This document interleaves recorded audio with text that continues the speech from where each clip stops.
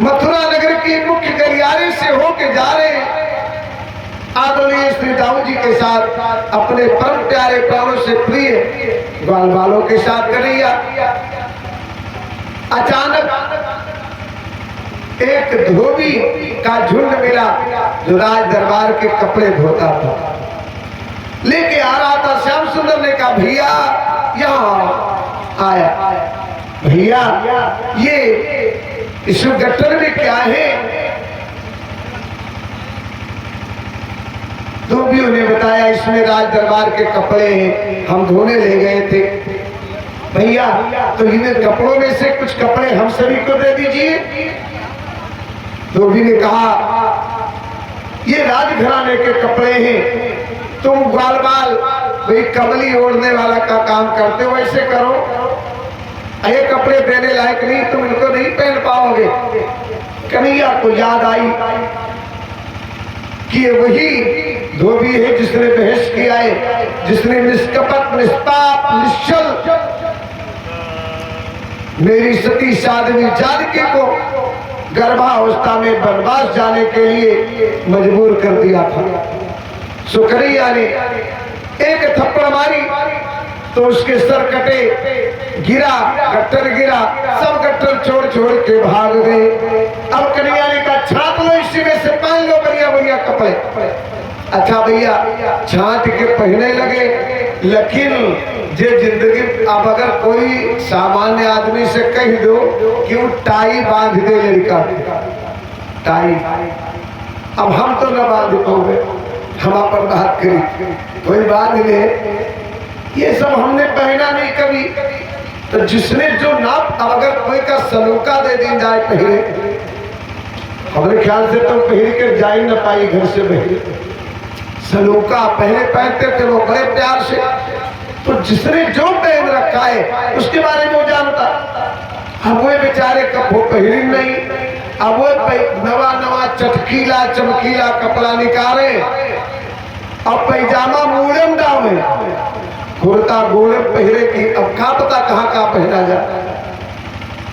एक दर्जी ने देखा, वाह बारी किस्मत उस दर्जी। श्री सुखदेव स्वामी कहते धर्मात्मा परीक्षित, दर्जी ने बुलाए लाला यहाँ ये क्या उल्टा उल्टा कपड़े पहन रखे हो? अरे ये क्या कहीं मांगा है आपने? भगवान कन्हैया कहते नहीं नहीं ऐसी बात नहीं।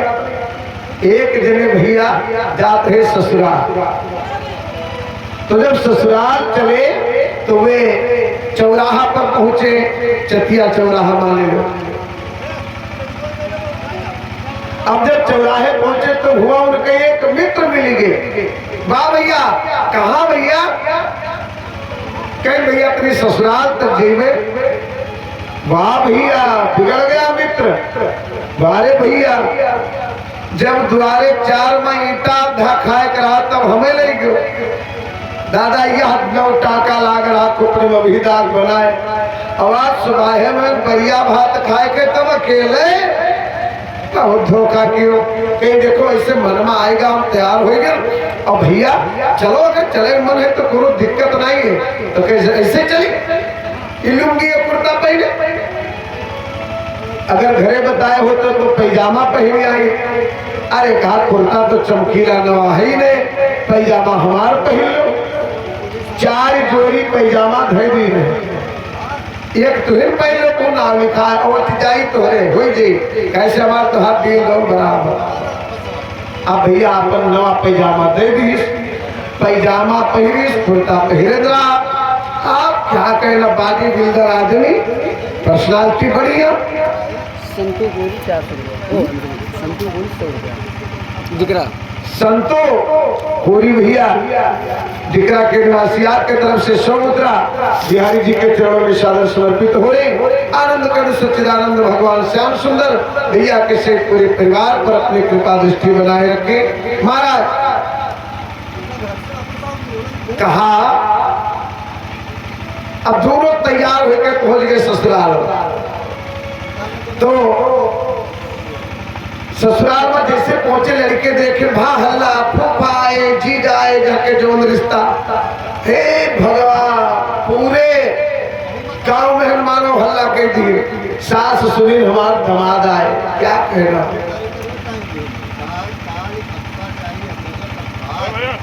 महाराज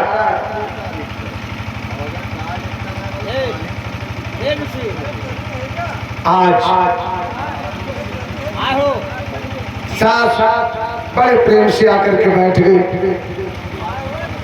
अब एक बात हम आपका बताई दी, ससुराल मां बिना कोई से पूछे, बिना कोई के बताए, अगर आपसे कोई कहे कि 10 औरतन करे पीछे मां, दमाद मान लो बैठे और आपसे कोई पूछे कि भाई ये माँ, ये औरतन माँ सास के परिचय बताओ, सास के हुए, आप कैसे बताएंगे?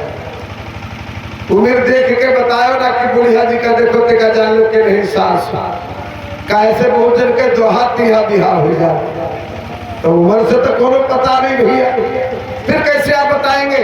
मैं बढ़िया सूत्र आपको बताए दे रहा हूँ, आप आजमाइए भी, बिल्कुल खरा 100% सही निकलेगा।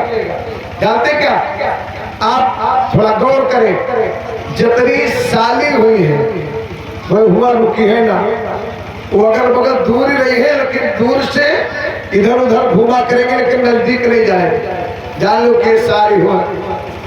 और जो सरहद हुई है वह घूंघट काल ही गई है, माने वो पर्दे में रहेंगी। और जौन सबसे सट के चारपाई बैठे तो पार्टी पकड़े बैठे हुए, कुर्सी बैठो तो कुर्सी किनारे बैठी हुए, हत्ता पर हाथ धरे, जान लो नहीं सासू हुए। बिल्कुल आप आजमा के देख लीजिएगा, सासू दमाद का पावे का दे दे, क्या पावे क्या खिला दे। संसार में वास्तव में सासू की बराबरी करने वाला कोई नहीं। तभी तो कन्हैया से जो मैया ने यशोदा ने पूछा कि बताओ ससुराल की हाल क्या गाती है हमारी देविया, मंगल गाय, कन्हैया ने बताया कि शादी से सर हज अधिक प्यारी हो, सासू गंगा जल प्यारी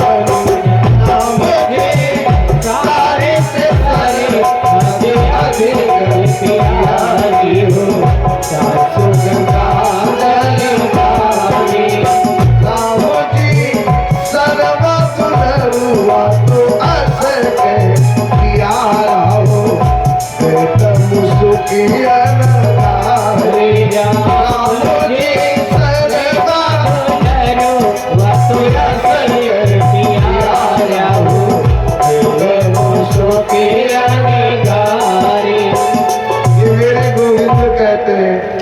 आज यही सच्चाई है भाई। साली का रिश्ता तब तक है जब तक साढ़ू से बनत है, साढ़ू से खटपट भात तो जानो सार के रिश्ता खत्म, लेकिन सरहद तो पूरे जीवन रहेगी। प्रशंसा उसकी करनी चाहिए कि नहीं? जैसे ज्यादा दिन तक लाभ हो के ज्यादा बड़ाई करो, ये नीच नहीं कहती। और सासू को कहा गंगा जल, क्या बात है, हजारों वर्ष तक जल रखा हो, न कीड़ा पड़ेगा न बदबू आए, कितना स्वच्छ, इतना निर्मल, परम कल्याणकारी स्वरूप में बताया।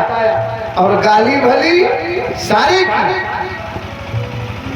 अमी गारी गारो गरल, फिर दोनों मिला दिया, गारी कीन करता, अमृत को निचोया, जहर को निचोया और दोनों को एक में मिक्स कर दिया, बन गई गारी। भाई भाई का गारी थे तो लाठी चली जाए, कत्ल हो जाए। गांव में कोई दूसरे एक दूसरे गारी दो, कत्ल हो जाए। लेकिन सार जब बहनोई का गरिया होता, अरे बड़ी भाग है तुहार, कुछ न कहो, भाग है? तभी तो अब आपको तो देखते हैं हम कितना बर्दाश्त करते हैं, कितना बर्दाश्त करते हैं। मुनि जी आदि जो लोग हमारे साथ में रहते हैं, तो आप सब हैं। मेरे कहने का तात्पर्य क्या है कि भगवान की कृपा से रिश्ते को प्रधानता देनी चाहिए, क्योंकि रिश्ता ही सब कुछ है, रिश्ता से विपरीत कुछ नहीं। तो आज उस मित्र के पास और दामाद के पास आके सासू जी बैठ गए और मीठा बर्फी बढ़िया और पानी आवा। जैसे बर्फी दाते तरे दाबिश मित्र, तैसे सासू अम्मा धीरे से अपने दामाद से पूछे, भैया तुम्हें तो मैंने जानी थे, तुम्हारे बारे में का पूछे थे? कहा भैया का नहीं चिन्हा, ये भैया के का परिचय है? आप जो मित्र का रहा वो मोचित दाव दिहिस ए ब्याहे बराती तो निरहु गुरु सभे आवत। आवाज सुबाहे में हम आयल है तो हमार नाव बड़ी इज्जत बड़ा। कुछ बोला नहीं दमा, फिर पूछा भैया मैंने तुम्हारे बारे में नहीं पूछे के कि भैया परिचय बताओ का है? तब उसने बताया, अम्मा अरे तुम इनके बारे में नहीं जानती, ये हमारे गांव के पंडित जी आए और हमारे बचपन के साथी हुए, लंगोटिया यार हुए, हमारे इनके दाते काटी रोटी है और ये अपना मास्टर है, इनके एक भाई लेखपाल है, एक भाई तहसीलदार है और इनके दोनों चीजें की कमी नहीं है।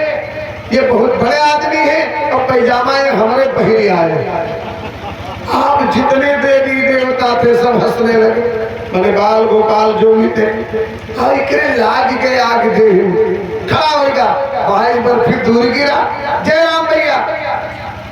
उसने देखा काम हुआ भैया, काम हुआ पूछा तो यही कब्जे ला रहा हमें बताओ, इतने दिन के पीछे कहो कि पैजामा मांग के पहले आए, ये सब जाकर का कहीं अपने अपने घरे कि चाची के दामाद आए और उनके साथ उनके एक दोस्त आए और पैजामा में उन्हें मांग पहले आए। हमारा तो नाक गई, अब मैं जा रहा हूँ भैया। कहे देखो भैया अब गलती हुई गई, जवान हुए लड़खड़ाएगा निकलेगा मुंह से, अब आए हुए तो जाओ ना। और ऐसा करो, हमारे ससुर है 3 भाई, एक जन के घरे बैठे हो और जो मझले ससुर पीछे गांव में है, चलो उनके ही बहुत बड़ा गांव है, एक मोहल्ला में मर्तबा हो जा, दूसरे वाले जान ही नहीं पहुंचते। अब आए हुए तो जाओ ना भैया। तो वह सोची का हर जब आइन गिर है तो न जाई, चलो हो रही मझले ससुराल में गए। अब हो भैया पूरी व्यवस्था में सब जुटे परिवार के लोग। अब मझली सास बैठी बगले में, जैसे बर्फी खाए के घूट पानी पीस तो उन्हें खाए के चाय और सुहाग जैसे दाते तेरे धरे।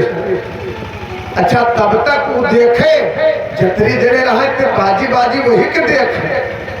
अच्छा कहूँ जाओ और कोई आदमी तुम्हें 10 चक्कर देखे तो तुम्हें वैसे शर्म लागी कि हम इनका काहे देखे।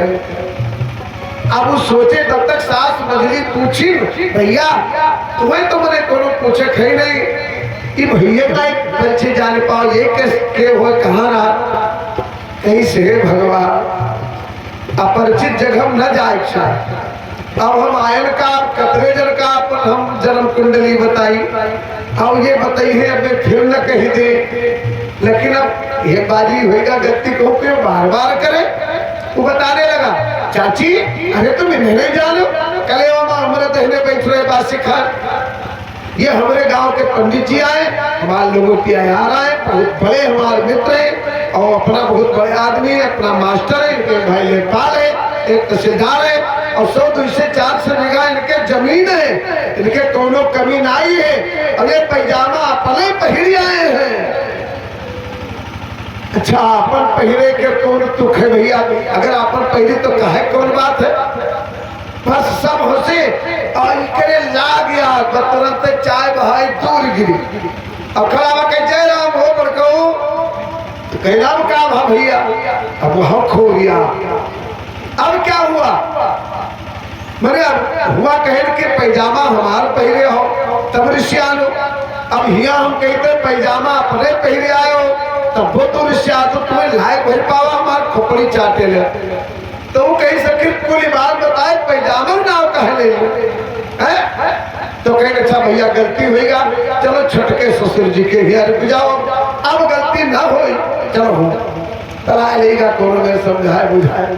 छटके ससुराल छटकी सास क्या कहना, तुरंत मीठा पानी खाएगा, चाय सुहाल खाएगा, कहीं भोजन किए बिना न जाइयो पहुना भोजन बना। और वो पूरे गांव में एक वर्ष से झाड़ सबके घरे गई। आज हमार बड़कों के दामाद हैं आए हैं तो उनका घरे खवेबे हम तो 4 मंगल गाड़ी हो जाए, सब आओ बहनी, सबका बला घर अंगना भरेगा पूरे गांव औरतों से। अब ये 2 जने बनाए गए, आसन बिछा, 2 जने बैठे, भोजन का भैया थाली आई गए सामने। ये सोचे जनो हिया कोई पूछी ना, बच गए और कोनो मेरा इज्जत बच गए। तब तक छुटकी सास लीन बेना हाथ में पंखा तक चलत ले रहा। अब बेना लेके आई, आगे न बैठी, भैया सही से ठनका दिमाग, भैया कहीं तो आगे कुछ है करो ताकि तके अपने पूरी वर देखेला, काहे पूरी वर देखेला घे पूरी महारानी तू कह ना खाए पता है हम तो थरिए रही जी हो जो पूछे थे भैया तो कहा भैया कहीं हाँ चाची कहीं मने हमें तो वास्तव पिति आउट बनाए थे आओ तो हमारे चले जातो। अरे कहीं नहीं चाची वही भी नहीं कि कहीं ना आयो तो आज आयो अकेले धन्यवाद है। अच्छा भैया ये बताओ ये जो तुम्हारे बगल में बैठे ये क्यों हो कि भैया कहाँ रहा कहीं सब मन ही मन जानेगा कि पूरी और सब्जी जरूर ना ही बता है हम तो कहे लगा कहीं चाची अरे इनके बारे में न पूछो, पूरे गांव इनसे खास आदमी हमारे कोई है ही नहीं। गांव के हमारे पंडित जी आए, बगल में घर है और हमारे दाते काटी रोटी हमारे इनके, हमारे लोगोटिया यार आए और बहुत बड़े आदमी हैं और इनके एक ये अपना मास्टर है, एक भाई लेखपाल है, एक तहसीलदार है और 100-200 से 400 बीघा इनके जमीन है और 10 मंजिला कोठी है 10 बीघा में। अब कार जीप के बात न करो, स्कॉर्पियो बात न करो, इनके हवाई जहाज चलत है और इनके पैजामा बारे में हम कुछ न कहा। बस भगवान लगे सब हंसने और वही चौकन ठाड़ हुई। अब गुस्सा नहीं था हम पाई चौकन ठाड़ होगा और हुए पैजामा खोल और खुरे खुरवा का फाड़ और तके बहाई दी के चिवरी परे तोरे पैजामा वहाँ दे दियो और फुसलाए ले आयो और ये हमारे नाक कटाए दियो वहाँ और जाकर फलाने। तो धोबी ने कहा था, दर्जी ने कहा मांग कर लाए हो तो बताओ, लागत है उल्टा पुल्टा और यह गति हुई।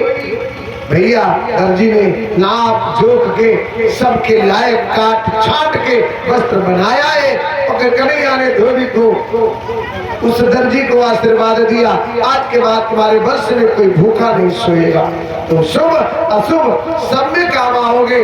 आगे बढ़े तो एक 3 जगह से टेढ़ी मेढ़ी शरीर लिए कुब्जा मिल गई, कटोरी में चंदन और कटोरी हाथ में ले आ रही। देखा नंदलाल का मस्तक सोना है। शास्त्र कहता है कि ब्राह्मण तिलक विहीन चंदन से रहित ब्राह्मण का मुख नहीं देखना चाहिए। याद रखिए चंदन से विहीन ब्राह्मण का मुख दर्शन नहीं करना चाहिए, चंदन सबको लगाना चाहिए।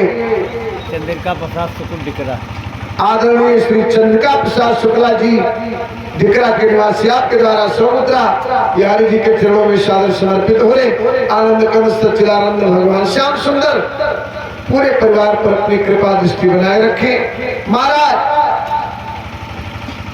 चंदनम तो महत् पुण्यम पवित्रम पापनाशनम, तिलक स्वरूप धारण करना महान पुण्य का कर्म है, ये पवित्र बनाता है, पाप का नाश करता है। आपदामपि हरति नित्यम, और चंदन स्वरूप धारण करके ठाकुर जी का प्रसाद चंदन स्वरूप धारण करके निकलो घर से, आपकी सारी आपत्ति आपकी सारी विपत्ति नष्ट हो जाएगी। अभी नहीं है कि तुम वो कौन कहा था जो लाल होते लगावत थे सब लोग उठे, अब वो हिक लगा कर माथे तक पहुंचने चल देता, सिंदूर घेर लेते और नहाइन धोइन और नहाई नहाई तब वहां लगाए हिल की समय देखे नीक लागी देखे। चंदन देखने में तो अच्छा लगेगा, तो अति सुंदर है, मस्तक पे लगेगा, शोभा पाएगा। भाई ठाव गुण काजल और ठाव गुण करिखा, काजल आंख में लगता है, शोभा बढ़ जाती है, काजल गाल पे लग जाता है, कुरूप बना देता, हंसी के पात्र बना देता। तो चंद्र मस्तक में तो अति सुंदर लगता ही है, इसलिए चंदन सबको धारण करना चाहिए। और चंदन के लिए पुरुष नारी का भेद भी मैंने कहीं नहीं पढ़ा कि जहाँ पुरुष नारी का भेद हो, नारी को चंदन ना लगाना चाहिए, पुरुष को लगाना चाहिए, या ब्राह्मण को लगाना चाहिए, किसी अन्य जात को ना लगाना चाहिए, कहीं नहीं लिखा, मैंने पढ़ा नहीं। हाँ इतना जरूर पढ़ा, जो जिस पंथ से जुड़ा हो उसे उस पंथ का चिन्ह, अपने ईश्वर इष्ट देव का चिन्ह धारण करना चाहिए। जैसे शैव है, आप शिव मंत्र लिए तो भगवान शंकर का जो स्वरूप है, उनका जो तिलक है वो धारण कीजिए कि हम शैव हैं। आप परिणामी हैं तो परिणामी चंदन धारण कर, पंथ अलग हो सकते हैं लेकिन चंदन का महत्व तो उतना ही है, चाहे जो लगाएगा उसका कष्ट कटेगा। आप दाम हरत नित्यम, आप दाम अपि हरत नित्यम, लक्ष्मी तिष्ठति सर्वदा। ये चंदन की महिमा है महाराज। उस कुब्जा ने गोविंद के मस्तक को सोना देखा, चंदन मलया गिरिए देखा, ए लाला इधर आ। आए श्याम सुंदर सखाओं के साथ, कहा तुम्हारा मस्तक सोना है, लाओ हम तुम्हें तिलक स्वरूप लगा दे। अब कन्हैया ने दाऊ जी की तरफ देखा, बड़े भैया हैं, पहले इनके लगा। दाऊ जी ने सोचा अगर पहले हमने लगाई और जो यही सिद्ध कहेंगे कि बड़े भैया हम हुई, तो चंदन लगवाए बाद दक्षिणा दे चाहिए, और हम लोग वैसे चले आए हैं नंग धड़न, दोनों जेबों कुर्ता उड़ता नहीं पहले की जेबों को धरे हुए, अब देंगे क्या? तो दाऊ जी बड़े चतुर, दाऊ जी ने कहा नहीं ठीक है, ये हम सबके मुखिया हैं, छोटे भैया हमारे, पहले इनके लगा, हमारे प्यारे, हमारा भैया चमक जाए फिर हमको भी लगा दे। अरे वाह, कन्हैया ने कहा दाऊ जी ये चतुराई कहाँ से सीखी? दाऊ जी मुस्कुरा के रह गए, तुम्ही से तो सीखी है मोहन, और कहाँ से सीखा? महाराज जिस घर में भाइयों में ऐसा प्रेम हो कि जो जितना सुंदर, जितनी अच्छी चीज छोटे भाई के लिए बड़ा भाई सहर्ष समर्पित कर दे, भैया खाए हम खुश हैं, छोटा भाई बड़े भाई के लिए बड़े भैया पिता तुल्य, भैया इसका आनंद ले, हम ऐसे ठीक है। उस घर में कभी क्लेश नहीं हो सकता और उस घर के सदस्यों को कोई हरा नहीं सकता। मैं चैलेंज के साथ कहता हूं, कोई हाथ हरा नहीं सकता। याद रखिए, जोने घर में देवरानी जेठानी करते सब कुछ समर्पित कर दे, दीदी बड़ी है, दीदी को लाभ मिले, और जेठानी देवरानी के लिए कह रहे मेरी छोटी प्यारी देवरानी मेरी बिटिया है, मेरी छोटी बहन है, इसके लिए सब कुछ दे दो, खाओ खूब मौज करो, आराम करो, मैं तुम्हारी सेवा के लिए मां हूं ना। उस घर में कभी संकट आएगा, कभी झगड़ा होगा, और कभी कोई हार सकता है। महाराज जब रावण गिर गया तो राम जी ने लक्ष्मण जी से कहा जाओ रावण से कुछ नीति सीख के आओ। लक्ष्मण लाल गए, प्रकांड पंडित भूमंडल पर श्रेष्ठ विद्वानों में श्रेष्ठ स्थान पाने वाला महाज्ञानी रावण के पास, और उसके सर की तरफ खड़े हुए रावण ने तनिक आंख खोली, कहूं लक्ष्मण क्या बात है? कहा बड़े भैया ने भेजा है आपसे कुछ नीति सीखने के लिए। रावण ने कहा तुम सीखने आए हो हमसे? हाँ, मैं तुमको नीति सिखा दूंगा। तुमने भरोसा कैसे कर लिया? तुमने सोच कैसे लिया? सोचा कैसे कि सर केवल खड़े होके, अरे किसी से कुछ पाना है तो पांव की तरफ जाओ।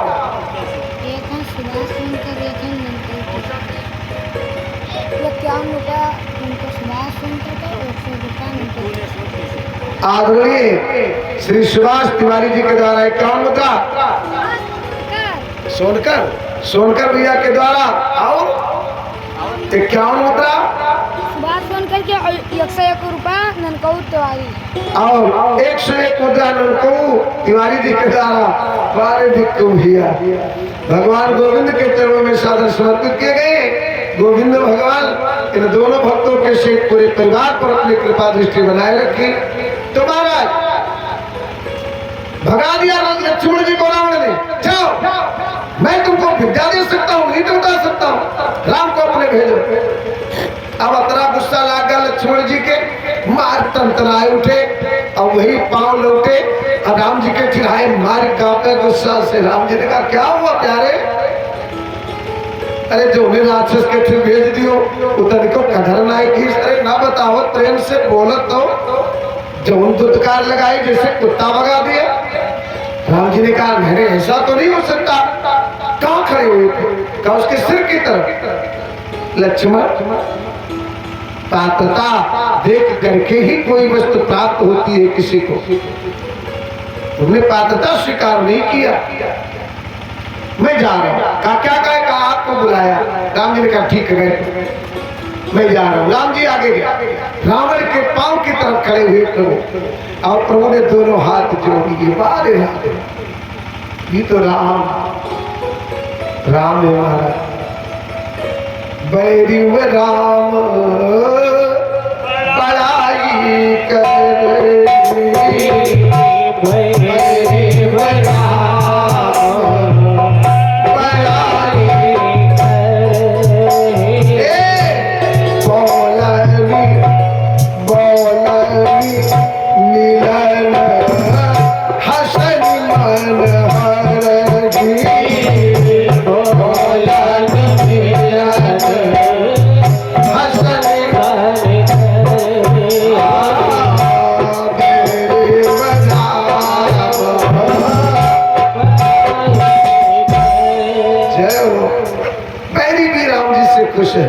उनका बोलना, उनका मिलना, उनका मुस्कुराना सामने वाले के चित्त को बरबस खींच लेता है। बोल राघवेंद्र सरकार की जय हो। राम जी ने कहा भूमंडल पर प्रसिद्ध श्रेष्ठ ब्राह्मणों में शिरोमणि प्रकांड विद्वान विश्रमानंदन ब्राह्मण श्रेष्ठ महाराज रावण को ये राम प्रणाम करता है।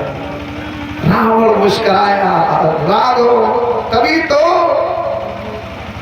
ए राघव तुम नीति सीखने आए हो ना, यही नीति है जो तुमने अपनाया। तुमने मेरे जैसे महाप्रतापी बलवान महारथी को जीतने के लिए बड़े बड़े रथी महारथियों को नहीं बुलाया, बानर भालू इसको बुलाया, छोटे मानकर इनको गले लगाया अपने। एक बात बताओ ना, एक प्रश्न कर रहा हूं तुमसे, मेरी और तुम्हारी जमीन और आसमान के जैसा अंतर है राघव। तुम मेरे सामने कुछ नहीं हो, क्या हो? फिर भी मैं बड़ा हूं और तुम खड़े हो, ऐसा क्यों? राम जी कहते आप ही बताओ। अब सीखने गए, आप बताइए आप क्यों हारे और मैं कैसे जीता, कारण क्या है? तो उसने बताया कि राम सुन लो मेरी बात तुम गौर से, राम सुन लो मेरी बात तुम गौर से, क्यों पराजित हुआ आपसे, क्यों पराजित हुआ आपसे, पराजित हुआ आपसे ओ जानकी की वजह से न मैं मर रहा, जानकी की वजह से मैं मर रहा, जानकी की तरह